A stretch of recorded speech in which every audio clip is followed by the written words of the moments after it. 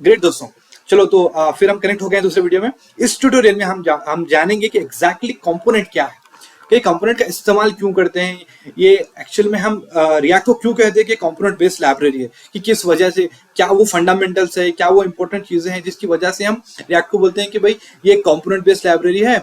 और हम ये बहुत इंटरव्यू क्वेश्चन है, मतलब बहुत सारे इंटरव्यू में आपको क्वेश्चन पूछे जाएंगे कि क्यों हम रिएक्ट को कंपोनेंट बेस्ड लाइब्रेरी कहते हैं, और वाई रिएक्ट भी हम पूछते हैं। ठीक है, तो ये सब क्वेश्चनों का भी आप बढ़िया से जवाब दे पाएंगे अगर आप इस ट्यूटोरियल को सही से फॉलो करेंगे तो। ठीक है, तो इस ट्यूटोरियल में आपको समझाता हूँ कि एक्चुअल में कंपोनेंट क्या है। देखिए दोस्तों, आप नॉर्मल एचटीएमएल में काम करते हैं तो आप वहां पे क्या करेंगे, डॉट एचटीएमएल की एक फाइल बनाएंगे अबाउट के लिए, डॉट एचटीएमएल की फाइल बनाएंगे करियर्स के लिए, डॉट एचटीएमएल की फाइल बनाएंगे कुछ और सेक्शंस के लिए। ठीक है, तो इस तरह से आप अलग अलग डिफरेंट डिफरेंट डॉट एचटीएमएल की फाइल्स बनाएंगे।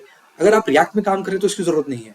आप कंपोनेंट्स बहुत सिंपल रहेंगे, वो रहेंगे रीयूजेबल और वो रहेंगे लाइट वेटेड, और उसको आप जितनी बार चाहे उतनी ज्यादा इस्तेमाल कर सकते हैं। रीयूजेबिलिटी बहुत ईजी होती है। फॉर एग्जाम्पल मैं आपको बताता हूँ, मान लीजिए आप एक रिएक्ट की एप्लीकेशन में काम कर रहे हैं। ठीक है, देखिए दोस्तों, मान लीजिए आप एक रिएक्ट एप्लीकेशन में काम कर रहे हैं। ठीक है, तो वहां पे आप चलिए कि सीधे सीधे आप कंपोनेंट से क्रिएट करेंगे। ठीक है, जो भी चीजें क्रिएट करेंगे, आपका इंटरेक्शन जो भी रहेगा रिएक्ट से वो कंपोनेंट के थ्रू ही रहेगा। कंपोनेंट लिखना बहुत इंपॉर्टेंट रहेगा, बिना कंपोनेंट के आप काम नहीं कर पाएंगे। ये बहुत इंपॉर्टेंट है और ये बहुत सिंपल भी है। ठीक है, तो मान लीजिए एक्चुअल में रिएक्ट कंपोनेंट में क्या होता है, ये एक एप्लीकेशन है। ठीक है, ये मान लीजिए एक रिएक्ट में बना हुआ एप्लीकेशन है जिसमें हमारा हेडर है, हमारा साइड बार है, कवर है, सेक्शंस है, और साइड बार है, दूसरा साइड बार है लेफ्ट का, और नौ बार भी है। तो ये एप्लीकेशन में क्या रहेगा पता है आपको, कंपोनेंट्स कहाँ पे यूज हो रहे हैं। वो जो हेडर है हमारा, हेडर डॉट जेएस नाम से एक कंपोनेंट बना हुआ है। ये हमारा जो साइड बार है, साइड बार डॉट जेएस नाम से बना हुआ है। और ये जो नौ बार है, नौ बार डॉट जेएस नाम से हमारा कंपोनेंट बना हुआ है। तो हमारे पास सारे ये कंपोनेंट्स है, ये हर एक छोटे छोटे पीसेस होते हैं ना कोड के, वो कंपोनेंट में हम क्रिएट कर लेते हैं। हमें हेडर चाहिए, हमें कंपोनेंट बना लेंगे। हमें कवर इमेज चाहिए, उसके लिए हमें कंपोनेंट क्रिएट कर लेंगे। तो हम अलग अलग कंपोनेंट क्रिएट करेंगे, हम उसको पीसेस में डिवाइड करेंगे सारे कोड को, ताकि हमें बहुत ईजी हो जाए एप्लीकेशन बनाने में और डिबगिंग करने में, और उसका पेस फास्ट हो जाए और यूटिलाइजेशन सही से कर पाए और रीयूजेबिलिटी बढ़ेगी। मान लीजिए ये आपका साइड बार है जो राइट साइड में, उसको आप यूज करना चाहते हैं लेफ्ट साइड में, तो आपको जरूरत ही नहीं है कि नया सा कंपोनेंट क्रिएट कर लीजिए, उसको यहाँ पर लाकर रेंडर कर लीजिए। ये बहुत सिंपल है। जैसे कि आप एक फंक्शन क्रिएट करते हैं, राइट, तो फंक्शन में फंक्शनलिटी दे देते हैं a plus B, console dot log a plus B आपने दे दिया। अभी जब इन्वोक कर रहे हैं तब पास करते हैं 10 20, राइट, तो आपको 30 मिल जाएगा वन टाइम। सेकेंड टाइम में मैं क्या करता हूँ, वो फंक्शन को दोबारा इन्वोक करता हूँ और वहां पे वैल्यू पास करता हूँ 40 एंड 40। तब क्या होगा, तब वो फंक्शन को क्रिएट नहीं कर रहा हूँ, वैल्यू मिल जाएगा मुझे आराम से वहां पे 80। वहां पे क्या कर रहा हूँ, मैं रीयूजेबिलिटी ले रहा हूँ, फंक्शनैलिटी ऑलरेडी क्रिएटेड है, मैं बस वैल्यू दूसरी पास कर रहा हूँ। ठीक है, उस तरह से जब आप लेफ्ट साइड बार को आपको जो भी वहां पर चाहिए होगा वो वैल्यू वहां पे पास करेंगे, तो उसके साथ वो कंपोनेंट आपको वहां पे इन्वोक होकर के आएगा।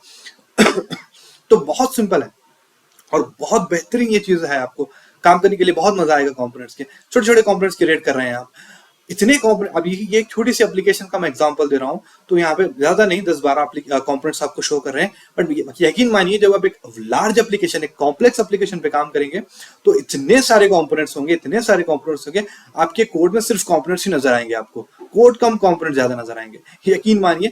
फॉर एग्जाम्पल लास्ट जब मैं काम कर रहा था, मेरी जो प्रोजेक्ट लास्ट प्रोजेक्ट में मैंने काम किया, उस पर क्या था कि बटन के लिए एक कंपोनेंट क्रिएट हुआ है, इमेजेस के लिए नया नया कंपोनेंट क्रिएट हुआ। 9 बार में अगर सारे मान लीजिए 4 ऑप्शंस है, तो 4 ऑप्शंस के लिए डिफरेंट डिफरेंट कंपोनेंट्स है। आपने कहीं कैलेंडर लगाया हुआ है तो कैलेंडर के लिए आपके लिए डिफरेंट कंपोनेंट्स है। कहीं आपने टाइमर लगाया हुआ है तो टाइम देखने के दिखाने के लिए भी आपके पास एक डिफरेंट कंपोनेंट है।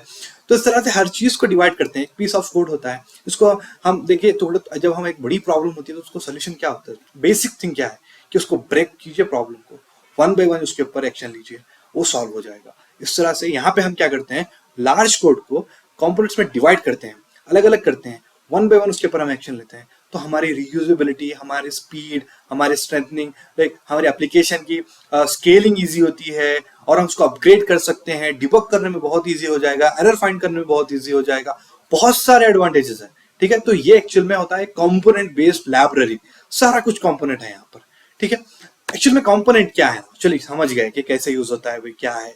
और एक बात देखिए, वो जो चीजें हैं सारे सारे डिफरेंट डिफरेंट कंपोनेंट्स, राइट, तो सारे डिफरेंट डिफरेंट कंपोनेंट्स ऐसे नहीं होंगे कि आप document dot gate element by ID, एक आईडी देंगे, वो पर्टिकुलर कंपोनेंट को कॉल करेंगे, नहीं, बिल्कुल भी जरूरत नहीं है। एक रूट कंपोनेंट आपका रहेगा जो ये सारे कंपोनेंट्स को होल्ड करेगा, ठीक है, इसके अंदर ही सारे कंपोनेंट्स रहेंगे, तो सारे कंपोनेंट्स को होल्ड करेगा, वो लिख जाकर के आपके पब्लिक के अंदर जो index.html फाइल है उसको लिंक करवा देगा। खत्म, आपका कोई काम ही करना नहीं है, आपको कोई आईडी प्रोवाइड करनी नहीं है, क्लास प्रोवाइड करनी नहीं है, सब कुछ वो देख लेगा, ठीक है।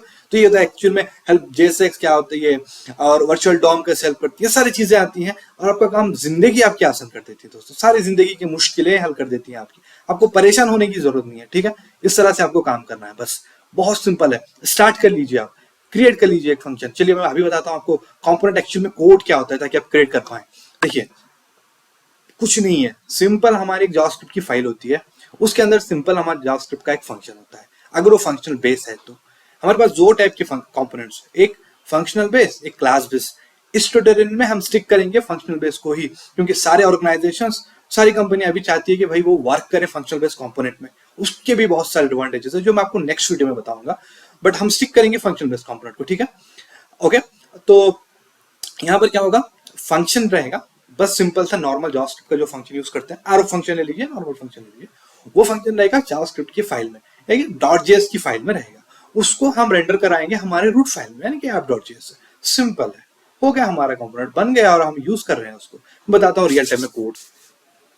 देखिए दोस्तों, यहाँ पर अगर आप देखें तो मैंने इंपोर्ट किया है रिएक्ट को रिएक्ट की तरफ से, और एक मैंने यहाँ पे लिखा हुआ फंक्शन कीवर्ड, फंक्शन का नाम ऐप है, और उसके अंदर मैंने कुछ कंटेंट हुआ है, वो बस कुछ नहीं है, एक div है जो है हमारा रिटर्न के साथ।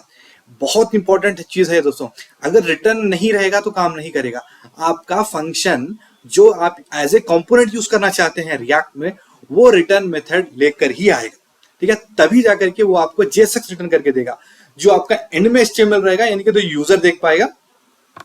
जो भी कंटेंट इस div के अंदर है वो सारा कंटेंट यूजर को विजिबल रहेगा, यानी UI में विजिबल रहेगा। तो उसके लिए आपको बहुत जरूरी है दोस्तों, ये एक रिटर्न मेथड चाहिए ही चाहिए आपको, ठीक है।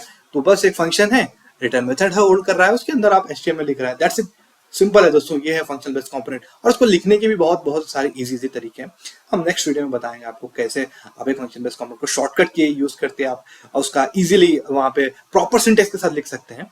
सारी चीजें बहुत आसान, मैं ज्यादा आपको कॉम्प्लिकेटेड नहीं दिखा रहा हूँ। मुझे पता है कि ऐसा मैं आपको दिखाऊंगा कि बिहाइंड द सीन्स एल्गोरिथम कैसे हो रहा है, वो आपको हार्ड कोडेड करना पड़ रहा है, हार्ड कोडेड ना करना पड़े, ऑटोमेटिक हो, क्योंकि आप अगर डेवलपमेंट में आएंगे तो ये बहुत जरूरी है कि चीजें ऑटोमेटिक हो जाए। बहुत सारी, आप हर चीज के पीछे टाइम स्पेंड नहीं करना चाहेंगे, राइट। टाइम स्पेंड करना है, आपको लॉजिक बिठाने में करना है, कहाँ क्या बिठाऊं, कहाँ कैसे वर्क करेगा, उसमें टाइम लगाइए, टाइम वेस्ट मत कीजिए बेकार चीजों में। तो वो बेकार की चीजें मैं हटा रहा हूँ यहाँ से आपको, ठीक है, आपको प्रॉपर एक डेवलपर बना के छोड़ूंगा, ठीक है। चलिए तो देखते हैं, ये फंक्शन है, एक्चुअल में फंक्शन के काम इस तरह से करता है, ठीक है। आप देखें, ये मैंने यहाँ पे इंपोर्ट किया है रिएक्ट, और ये फंक्शन का कीवर्ड लगाया हुआ है, एक मेरे फंक्शन का नेम है जो भी आप दे सकते हैं, और उसको मैंने यहाँ पे एक्सपोर्ट डिफॉल्ट कर दिया है, ठीक है।